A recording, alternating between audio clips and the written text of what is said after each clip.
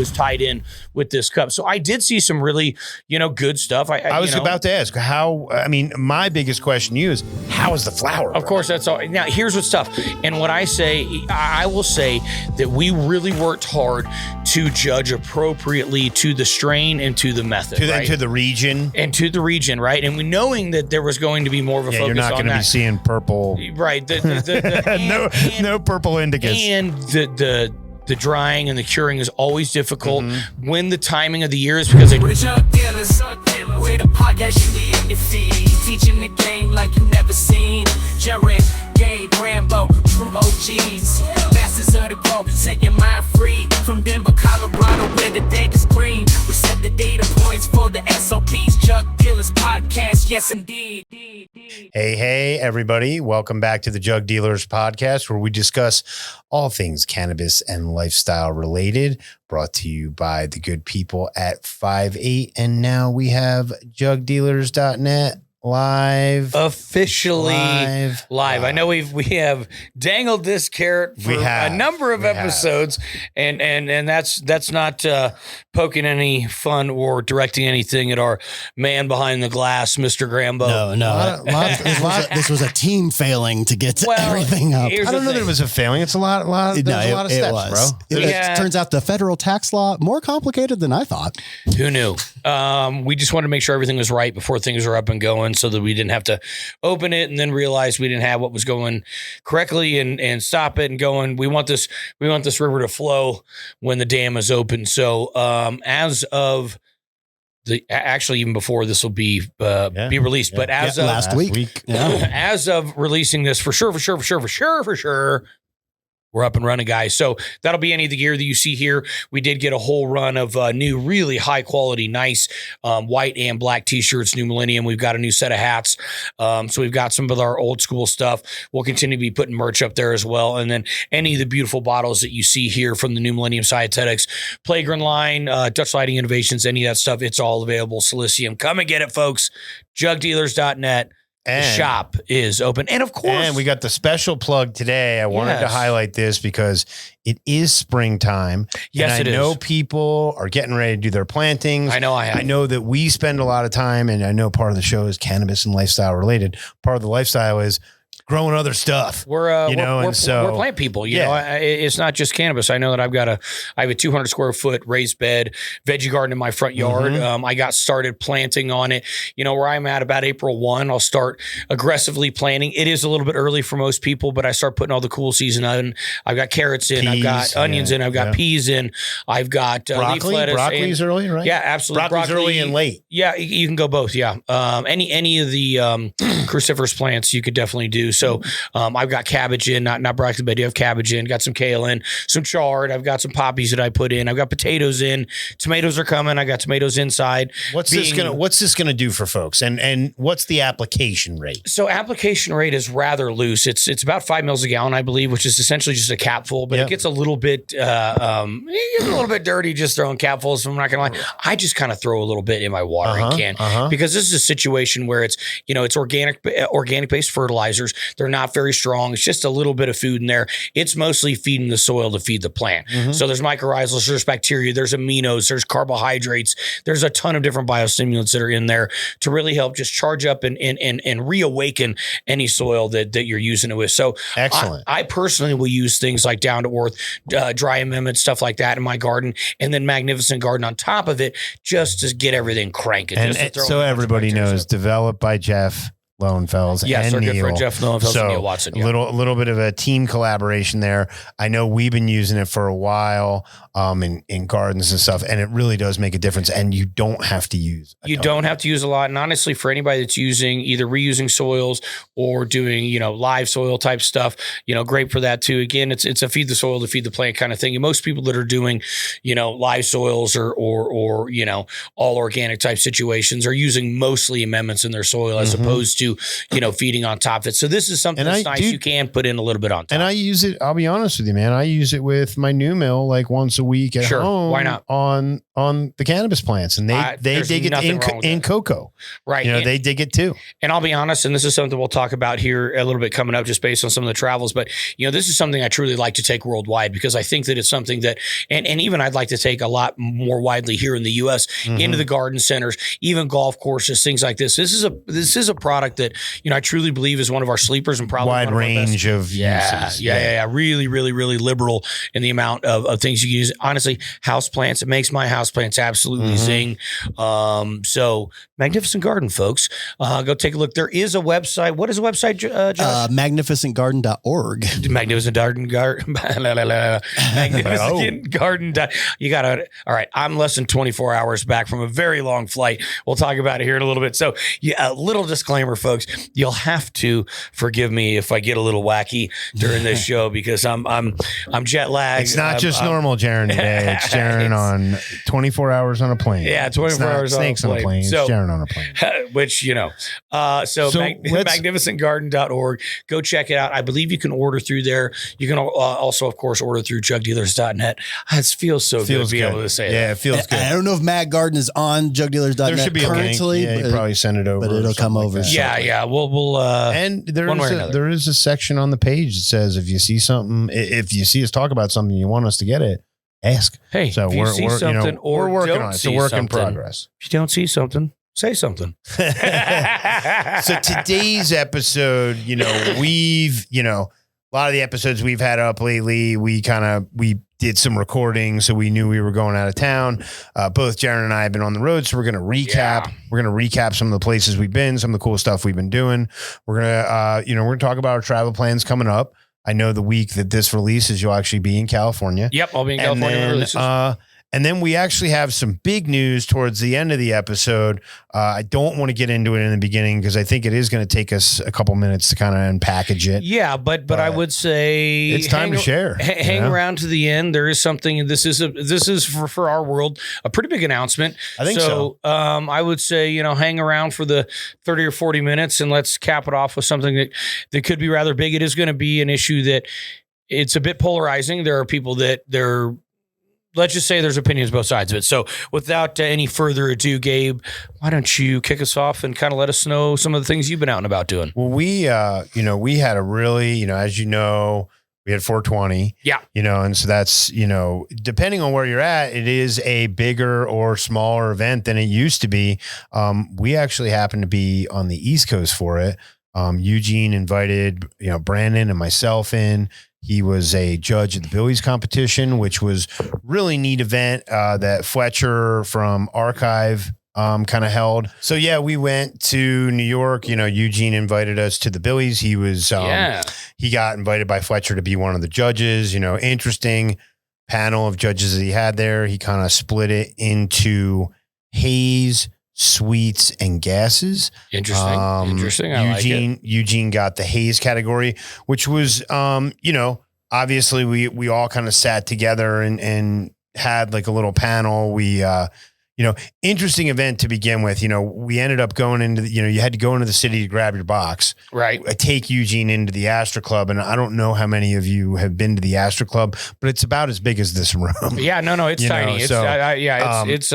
It's tiny. And we saw a lot of folks in there. Anna was in there. Doja was in there. There were a lot of people. It was pretty packed. Consequently, we grabbed our box. We took off. We ended up making it to the house, in which next day had to grab B. And we ended up going straight to a dinner, which was really cool. Ended up meeting Styles P, which was super cool for me because I'm a big Locks fan. I'm a big Styles P fan. A lot of different people in the industry there. I met Justin from Plum Dog. Anna was there. Right. Fletcher. There were a lot of people. I mean, it was definitely. It looked like a quality event. Like I saw a bunch of good photos from, a variety of different people. I know the party down, in what was it, Washington Park? Was that kind of where? Yeah, the next day, we actually ended up going back to the place. We ended up judging that night, which, if any of judging hazes at 11 o'clock o'clock at night. Interesting. That's interesting. But, you know, we definitely had to have it in the next day. Some really cool entries. You know, it was interesting to see what people put in. Right. You know, I know it was a little bit controversial to a couple folks what won, and I'll talk about that in a second. Next day, we go down to Washington Square Park. I mean, it was pretty much an open air cannabis market. I mean, it was wild. You know, I talked to people that got rid of a decent amount of flower down there. You know, you saw 1 pound Mylar bags of stuff. I saw JJ down there. Yeah. I saw AJ down there. You know, it was, I mean, for any of you who've spent time in New York City and can go back to some of the stop and frisk days, you know, New York was pretty prohibitive when it came to smoking cannabis. And it's funny. I saw Jim Gaffigan last night on the Tonight Show, and he's like, dude, you can't walk a block in New York City without it just smelling like weed everywhere. You know, so Washington Square Park, it was really cool. There were thousands of people down there. It was just really neat to see, you know, neat to be a part of. And then Fletcher actually had the awards event at Terminal 5.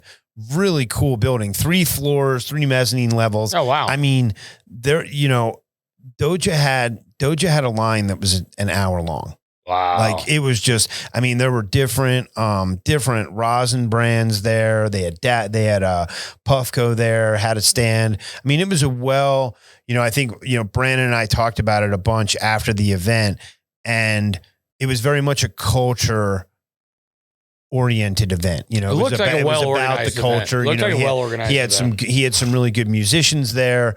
You know, shout out to Fletcher and those guys for putting it on. I mean, actually, and a big shout out to Adam. Adam's kind of his right-hand man, and it was a lot Adam's idea wanting to put it on. You know, one of the things when I talked to Adam about it was he was like, bro, I really wanted to put on a flower competition. Like I wanted it to be flower. I can't remember. I know in the haze competition, in the haze part of it, it was a lemon bean.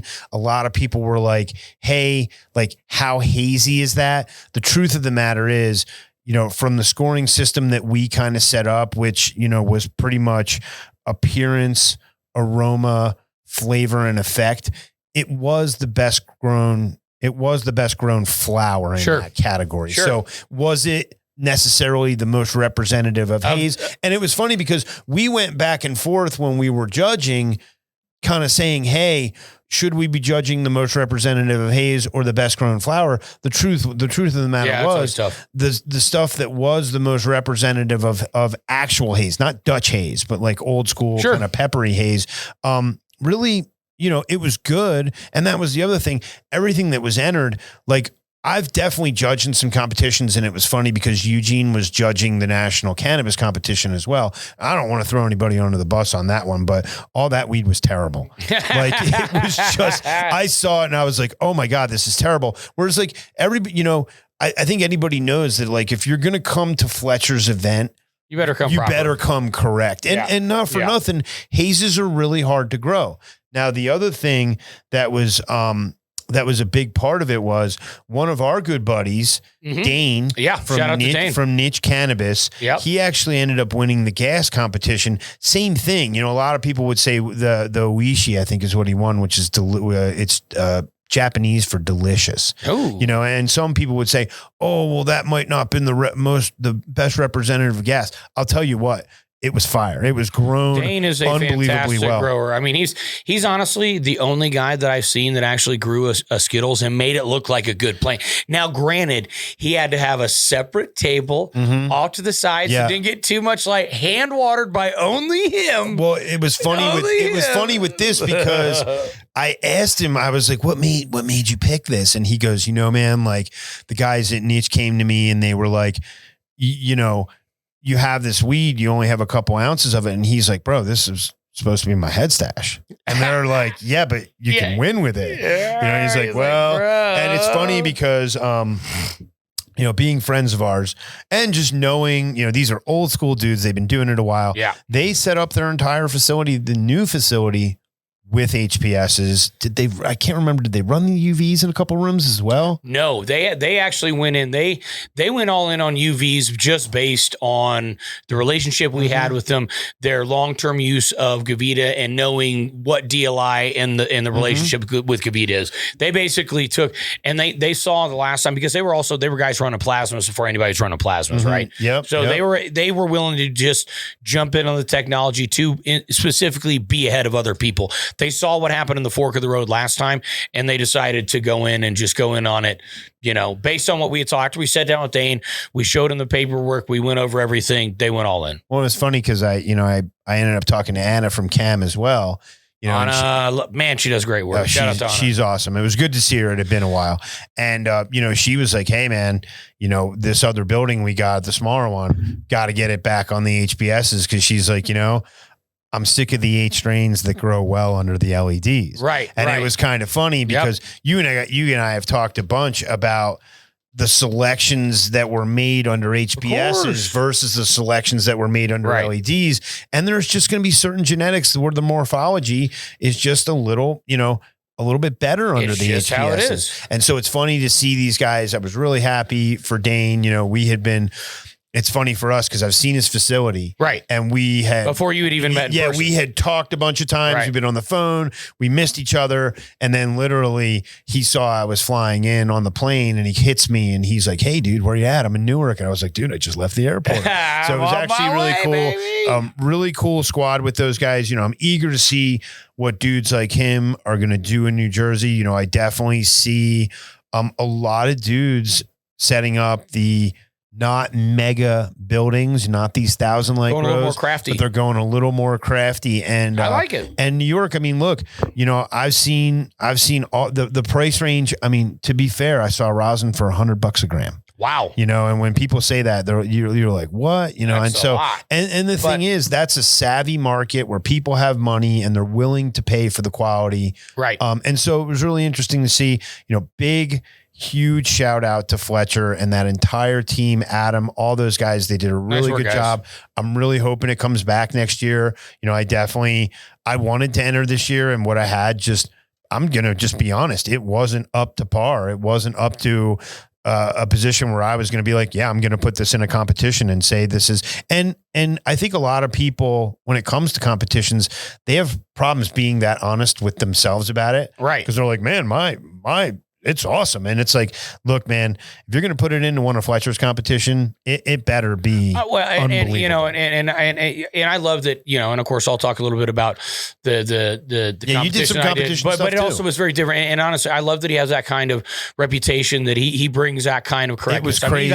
You really got to appreciate that. I don't know what the numbers were at that at the actual show. I feel like it was a couple thousand, but and again, the venue was really cool. I think it's been a while since any of us, especially here in Colorado, since they took away the Cannabis Cup and they, all these things have kind of gone away. Culture events have gone away in a large part. I will say Adam Dunn's done a good job with this farmers markets and stuff like that. There's a few things that are around, but man, we just don't get these big culture events anymore. And I guess I'll kind of use that to slide into kind of, where a lot of that stuff's gone away, where we're seeing more and more of it, in Europe. I mean, you've got Mary Jane Berlin coming up, for example, in June. They went to a new, bigger venue. Obviously, what's going on with Germany. Yeah, Germany is hopping, be bro. A smash, right? I just did Barcelona. I did Spanibus before. I've talked about that a little bit. Obviously, I think I told you. My neighbor came over 2 weeks ago. I was telling him that you had been over in Germany and the whole going to the cop station with the weed. And he said, oh yeah, I'm going to do that. He's like, he turns to me and he goes, well, funny you say that. He goes, I got my international driving license just so I can go to Germany, smoke weed and pass the driving test. And so it's really funny you say that because, to see, for me, we've been the leader for so long, especially being based here in Colorado. Right. Especially in Colorado. Yeah, we've been the leader for so long as far as really putting ourselves out there. Sure. And then to see, not only have you been to Germany, you're about to talk to about your trip to South Africa. Right. But for you to see the worldwide market, and I mean, not for nothing, man, me thinking about it right now, I don't know that there's any other podcast where the hosts are getting the exposure that you're getting to be able to go to all these markets. And the nice thing for us is you're going over there representing New Millennium. You're going over there representing DLI and 5.8. And so you're going over there for work. But for us on the podcast part of it, you're getting all this exposure where you can be like, hey, this country's doing this country's doing this country, you know, and so, and it's so vastly different. I think one of the things that you mentioned that really blows my mind is South African GMP. Yeah. You know what I mean? Yeah. And let's get in. Let's dive into it. Let's do that. So I think I did talk a little bit about going to Missouri, and that was kind of its own thing, and just seeing some of these other conservative states come on. And I mean, that was a veritable, like you said, open air drug market.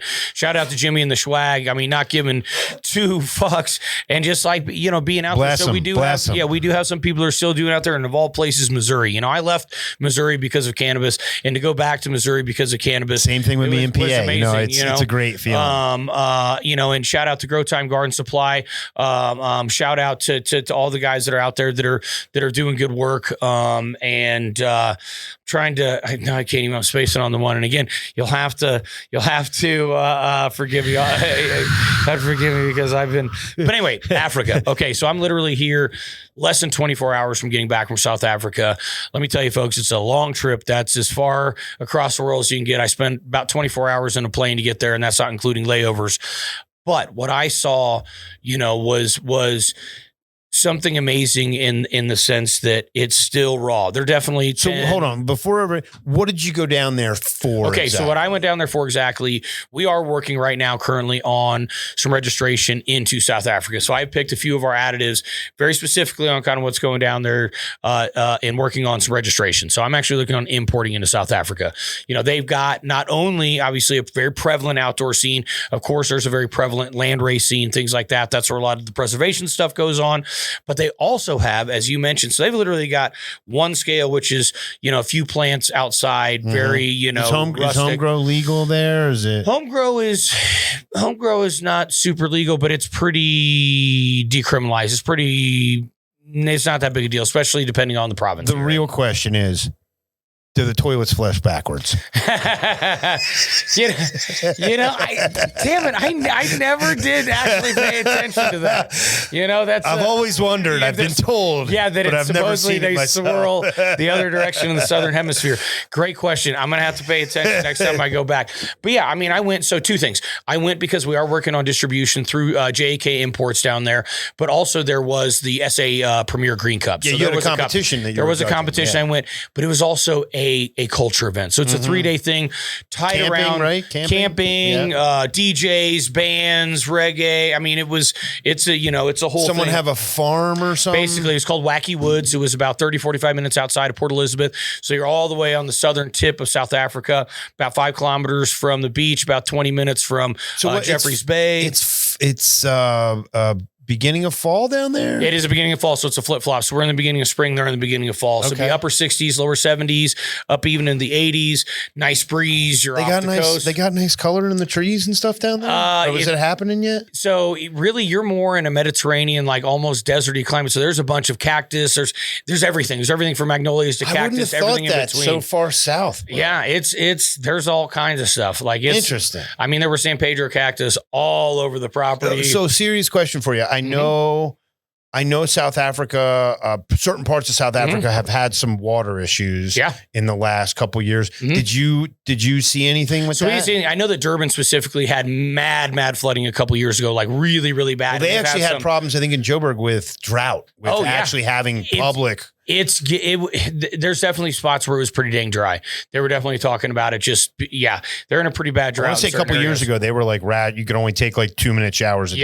Yeah. They were definitely doing mad rations. Well, they also do like load shedding with electricity. So they'll just randomly 2 hours a day turn it off. So you can imagine with growing cannabis, that becomes rather difficult. So generators? Lots of generators. And battery and solar. So we actually went to GMP's facility that was again GMP certified. So they were exporting to Australia, Brazil, Portugal, other parts, Germany. Yeah. So they have really good. And just so everybody understands, the reason that this is important It's because this is what we're up against when it comes to the world market. You know, we look at our cannabis market as very local, right? You know, especially considering the states are in charge right now. But when you look at that and you tell me, hey, they're importing to 6 different countries. Here's the thing: when it comes to their export and where they're able to export, where they're at in the world, you know, obviously location wise, and also just the export deals that they have. You know, when it comes to cannabis, we are much more restricted on what the U.S. can do as far as exports. Which, of course, which will actually tie into our last subject a little bit. It's so wild for me to just think about tons of weed on a boat. Yeah. I mean, you understand what I'm saying? Yes, like, these guys were doing 250 kilograms a month was their production currently. Full solar array on the ceiling, full solar array out back, indoor and outdoor, triple backup generators. They're putting in more solar. Huge CO2 extraction. How big was this facility? It's probably like 800 to 1,000 lights all in total. So you're talking 50, 60,000 square feet, something like that. Yeah, something like that. Yeah. Yeah, that's pretty. I mean, but again, you're in the middle of rural Africa, and it's obviously so. That's one of the things, and that one's all for export. So that's SAPRA. That's basically their medical program. Very little bit actually stays in Africa. It's all for export, but bringing in tons of jobs in these rural areas. But obviously, load shedding, a lot of things, water. I mean, there's a lot of issues that can come up with that. But the reality is South Africa has a real ability with the UV belt, with the quality of the climate, being in a Mediterranean climate, being semi-arid, all this, and especially down in the Eastern Cape, of being able to produce the highest quality cannabis for the most affordable price in the world. They have a real shot of that, you know, being in Africa and being where they can export things to. So, you know, it's interesting to see that they had an area for such high quality production, but also, you know, shout out to a good friend of mine, DeVille and Golden Goose out there. He's definitely tied in with some of the guys that are doing the kind of work like we're doing. I mean, I'm looking at these pictures. I'm going, this is every bit as good as what we're doing. They're a little more underground. The people that we were working with, which shout out to Bobby and Bobby Greenhouse Foundation, and what they're doing. Tony, right? Tony and Jack and Porters, Adam and Patricia with Quick Buy and Grow there in Port Elizabeth. Simon Strain Hunters got to meet him. So a lot of the activists. Yeah, Simon's a South African Dreddy. I remember him. Yep. So really, I mean, a lot of these people that are the real activists there. That's kind of who was tied in with this cup. So I did see some really, you know, good stuff. I was about to ask how. I mean, my biggest question to you is, how is the flower? Of course, that's all. Now, here's what's tough. And what I will say that we really worked hard to judge appropriately to the strain and to the method. To the region. And to the region, right? And we knowing that there was going to be more of a focus on that. You're not going to be seeing purple. Right. No purple indicas. And the drying and the curing is always difficult.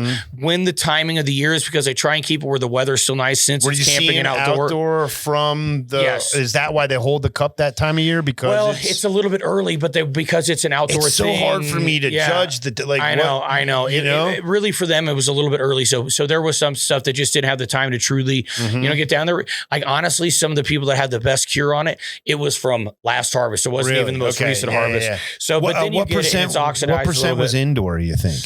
Oh man, maybe like of the total, because there were 3. There was indoor, outdoor, greenhouse. Okay, but there was the fewest by far samples of indoor, and probably how'd the indoor only look? A handful that we would look at and go, oh wow, that's really indoor. Now, what's also interesting, we had of 7 judges, there was 2 U.S. judges, and everybody else was more semi-local. You know, it was Simon, it was Bobby, it was Miss V, it was some of the the local Fields of Green, some of those people. White Widow actually won, but that's more of their local palate. Yeah, I believe that they haven't even had the flavors. Durban? I definitely had some good Durban. It didn't. I think any Malawi's. I mean, the Swazi Gold. I mean, we saw all of it. What's the other one that Tyson always used to grow? The I'll have to think about it. There's a few weird ones too. Black Domina. I think Black Domina. Didn't see any of that, but I'm definitely familiar with it. So, and I mean, when it comes to even the flavors, I mean, they haven't even seen some of the flavors we're having. I mean, they haven't even seen some there. Now, granted, there is a contingency, and I'll tell you right now, that's really doing good work. But again, I think one of the things that they're really working on is trying to grow the best herb they can for the best price. And after talking with people, and big shout out big shout out to Canna Club. Thank you guys very much. You guys welcomed me with absolutely open arms, made me feel like family. I will be back and seeing you. Herman, Harry, and all the boys, and Bertie and Bernie and everybody. And it was just, I mean, you guys are absolutely amazing. I really, truly had the time of my life, and I will be back. I promise you. I'm going to tell you right now, next year, I'm going to make plans to tag along. If you have to stuff me in your goddamn luggage. We're going. And one thing that Herman said, he's like, look, we're not trying to do the best in the world. We're trying to do the best we can and for the best price possible for our customers. And the way they really operate is off the privacy model, off the club model. It's the same model that was actually, believe it or not, it was started in the US. If you think about the Elks Lodge and the Moose Lodge, it just wasn't around cannabis, but it was around the privacy laws. Fraternal order. Exactly. Eagles. And saying that this is a private property. We're doing private things and we can do what we want. Yeah. That's why kind of like Hell's Angel. Kind of. So that's the model that they operate off of.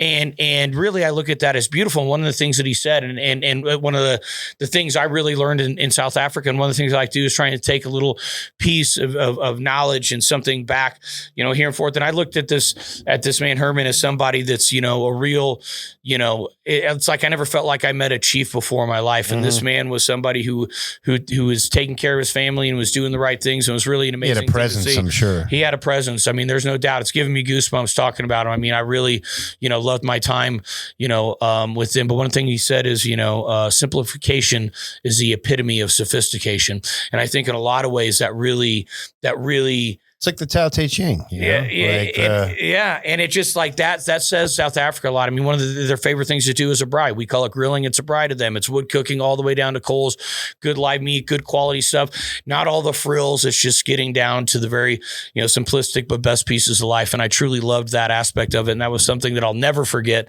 It's a piece of advice and something that's just like you hear things sometimes and you go, fuck. So, I mean, that's it. No Modelo in South Africa. What's the beer of choice? Okay, well, there is no Modelo's. Black Label is fantastic. Shout out to Black Label down there. It's well liked. And then also they love their brandy and Coke. Like that's brandy and Coca-Cola, right? Yeah. Here's the question. That's it. That's it. Brandy and Coca-Cola. Is South African Coke like the Mexican Coke? Is the glass bottle with the real sugar? And is it better than Mexican Coke? Well, here's the thing. You can't use high fructose corn syrup there. It's illegal. So all sodas and stuff, they're all cane sugar. So why are all these things illegal and all these like GMOs are illegal in Russia? Corn, illegal. It's illegal. And yet, we're out here eating GMOs, cracking the shit, high fructose. I'll tell you, Africa is raw, but that was the thing I loved about it. I got to see a rhino. I got to, go through a game park. Thank you again, Herman, for taking me to the game park. I saw giraffes as well in the game park. And just like, getting to like see people that are in the midst of this. Like, I feel like that's the one thing we have lost in the US a little bit is our activism, right? Mm-hmm. We've gotten lazy about it because it's just happening. They're still there saying, hey, we're here. This is what we're doing. There could be some legal repercussions. Well, and you know what I mean? And so if there was anything I'd like to say to our listening audience, none of us need to go out there and be martyrs anymore. Thank God we've had the people that have been there before us, but keep spreading the movement. One of the things I said to them is like, keep it about the plant. I think at times we forget that it's, and we take the plant out of being the center of our universe. And I think that's one of the biggest mistakes that the US has. So to me, it's like, hey, Africa, keep it wild, keep Africa wild, keep being Africa. I absolutely love the rawness, the love, that place is a wild Africa. As my friends who are either African or have been to Africa always say, Africa is Africa. Anytime anything would happen, they were just like, welcome to Africa. And that was just like, yeah, that's what happened. Oh, you had a flight canceled? Yeah. I literally, one of my flights, I was the only person on it. I get to the airport. Oh, yeah. They're like, nah, that's not today, son. Come back tomorrow. I'm like, But again, a huge shout out to everybody that was down there. I mean, again, you guys did, Esther did a wonderful job in doing the social media stuff. I mean, I was really impressed with everything. I mean, I'll tell you right now, the edibles that I had, Mama G and her edibles, I got this snack platter with 6 different peanuts and different crackers and different shit. I mean, you would get so fucked up eating it. The problem was the monkeys broke into my fucking chalet. I told you, the monkeys steal the monkey. I told him that. I said, you got to watch out because monkeys will steal your drugs and your alcohol. They steal it all. They'll steal your clothes. So here's the best thing. They stole a bunch of edibles from us, and then they ripped open all our bags of chips, but none of the chips we had were not like ultra flaming hot something. So they had no idea what evil was coming out of them the next morning. I promise you. They're like, dude. They're like, holy hell. So they stole the edibles? Were there stone monkeys? Oh yeah. Oh yeah. Dude, monkeys like drugs. They're not far from us. We are monkeys. Like I tried to find them, but they were definitely laid up somewhere all fucked up. I mean, it was this property. It's like 40 acres with 20 of it cut out with camping and like another, actually it's probably like 40 hectares. Did Keller Williams play? It would have been his type of place. Let me tell you, he would have never put his shoes on and just play. I mean, it was a while. It was right on the Hamtusa like river. I mean, it was just like, yeah. And again, sounds terrible. It was, although it was a very long way, it was worth it. I very much look forward to coming back. I do think we have some awesome things we can, do down there. I think we've got some particular products that would work Jug well Dealers down Podcast there. From South Africa. Let's make it happen. I mean, it's happening. You will see, we did do an interview with Canna Club. They'll be putting that out. So, I mean, the reality is we get our stuff in there, it's going to start happening. There is real culture down for it. And I think that's the coolest thing. You're right. Not only do we get to go around the U.S. and see all these little things that are going on, but the reality is we're pulling in pieces. We got our finger on the pulse. And I mean, not for nothing, we like to say to people straight up, like we're part of the culture, right. We're dudes, whether it's you who's been growing on a smaller scale or me who's done in fucking 100,000 square feet. Like we are part of the culture. We've helped build the culture. And so to be able to report on the culture from around the world and really get not only just a firsthand view, but a view of people who have built the culture, not like some news dude who like is telling you a story. Well, and here's the thing, man. It's that boots on the ground thing, whether it's a US or abroad. It's like people can tell you all day, but you got to go and check it out. I mean, even like the New York scene, it's like you hear these things, you hear comedians making jokes about it and shit, but it's like, fuck, I still got to go see, man. I still got to see what's up. It's going to be an interesting market, I mean, I think all these things, I mean, I guess just to segue into the next part of it is, where do we go from here? Well, and the big news that, if you've stuck around this long, but the big news that we have been wanting to share with you, Eugene actually shared it with me this morning. So this is brand new, hot off the press, at least of the date of this filming. But the DEA has agreed to reschedule marijuana under federal law to Schedule 3. Now, so this is April 30th, 2024 is when this actually came out. I mean, as of show filming, this is today. And this would be live last week for everybody. Yeah, so this would be... Yeah. So just to be clear, but still, I mean, this is fresh, and this goes way beyond saying they're talking about it. Well, we see a lot of situations where a bill gets introduced, that goes to the House or it goes to the Senate. As long as it's controlled by Republicans, I really don't care about what political party you're with. That's not what we're here to talk about. It usually gets shot down. Right. So a lot of times we see this whole posturing to do things and then it gets shot down. This happens all the time. This is not in that class, and I want people to understand a lot of what's been going on for the last couple years has been so they could get to this point. Now, myself, I have mixed reviews.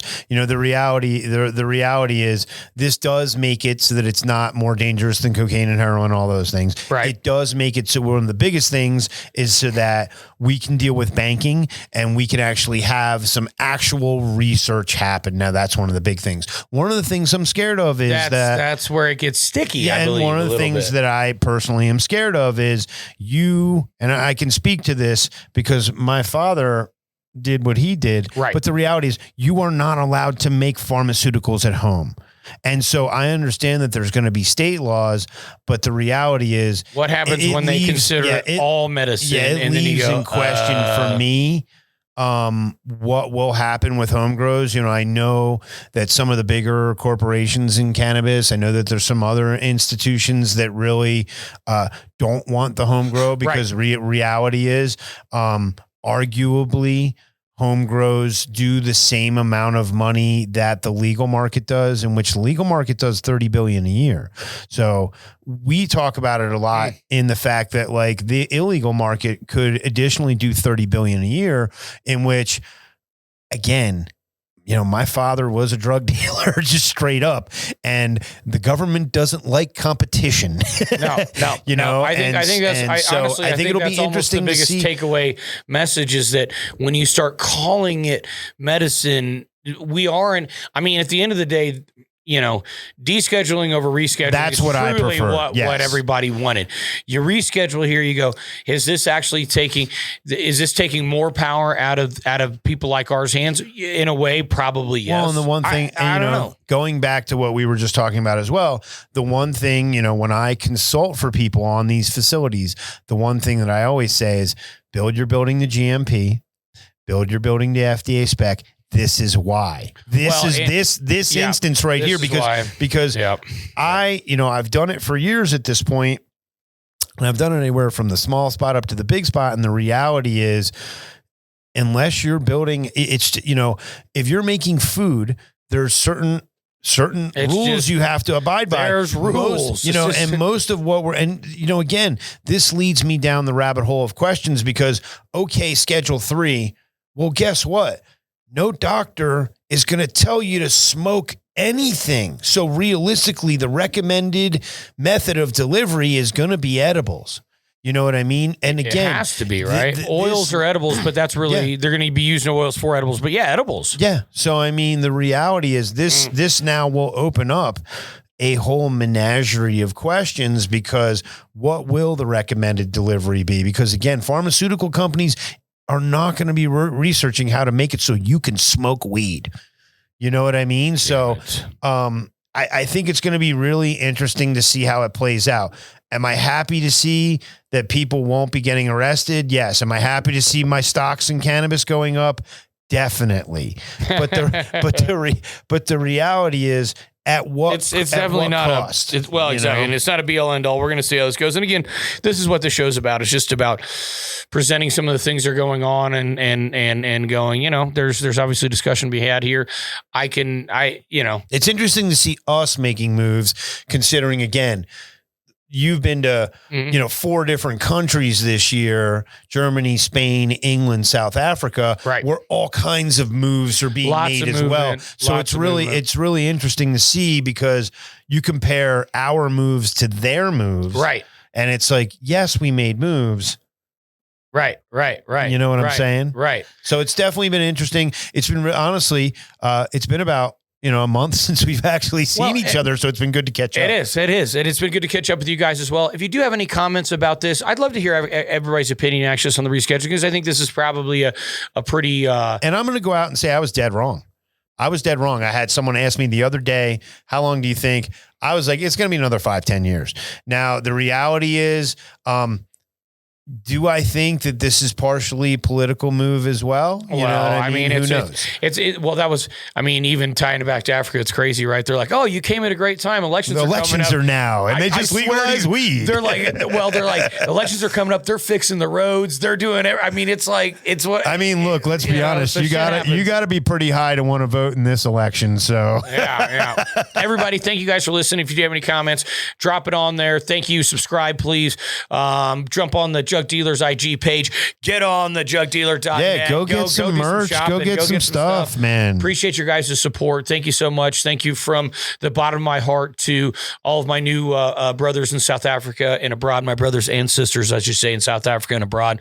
Truly, that was a once-in-a-lifetime experience, and I can't wait. Well, you'll get to do it again, so it won't be a once-in-a-lifetime. Right. Well, then I'll be back. I will be back. I promise. But again, we're happy to be a part of this. We're happy to be part of this community. Thank you guys for listening. listening. Little heads up. Next show we're going to be jumping and diving deep into the world of media and really the whole rhizosphere and all those associations and some of that science that comes below ground. Some of the below ground science that maybe we have talked a little bit about, but we're going to jump into it even deeper. Might even become a bit of a mini series, really kind of diving into that. So that's kind of where we're going from here. Thank you guys for listening. Peace. We'll see you soon.